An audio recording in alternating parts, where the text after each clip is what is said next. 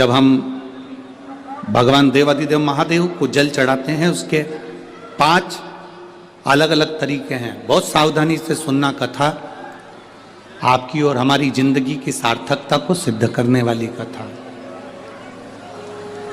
आज पंजाब की इस पवित्र भूमि पर अगर एक प्रसंग निकला है तो इसको आप अगर सुनेंगे तो आपका जीवन सार्थक होगा। शिव जी को 5 तरह से जल चढ़ाने का तरीका है। जैसे पंचामृत होता है, दूध, दही,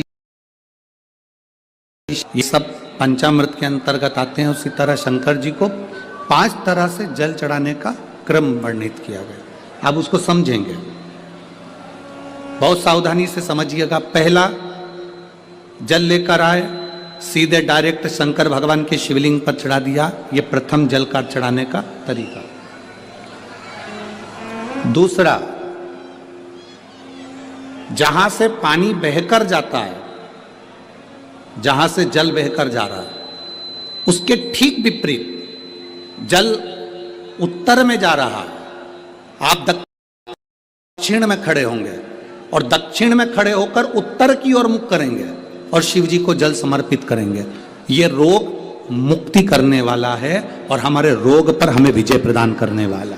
ये जल चढ़ाने का तरीका। एक, सीधे मंदिर में गए, लोटा भरकर जल उठाया, शिव जी को चढ़ा दिया। दूसरा, जल जहां से पानी बहता है, शिव जी का चढ़ा हुआ जल जहां से बहकर जाता है, उसके ठीक विपरीत में शिव जी का जल इधर जा रहा है तो तुम यहां खड़े हो, तुम यहां बैठो, यहां मत बैठना, यहां मत बैठना, इधर बैठो। अगर रोग का निवारण है तो यहां बैठकर। तीसरा, अशोक सुंदरी से जल चढ़ाते चढ़ाते शिवलिंग तक लेकर जाना और शंकर भगवान के शिवलिंग पर पूर्ण जल समर्पित करना। ये तीसरा तरीका। ये कार्य सिद्धता के लिए। हम जब किसी से आस ना लगाकर परमात्मा से विनती करते हैं तो वो विनती करने का तरीका। तीसरा। चौथा, शिव जी पे चढ़ा हुआ जल 5 जगह पर समर्पित करना। गणेश जी, कार्तिकेय, अशोक सुंदरी, शिवलिंग और जलाधारी। ये चौथा क्रम है।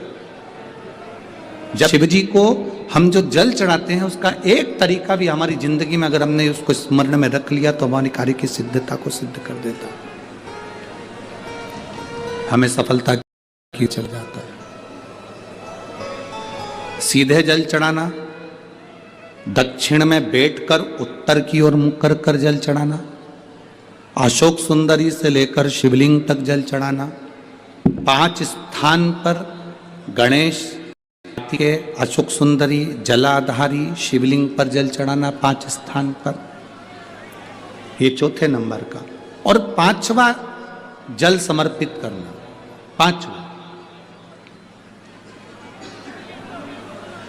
5वें नंबर का जल।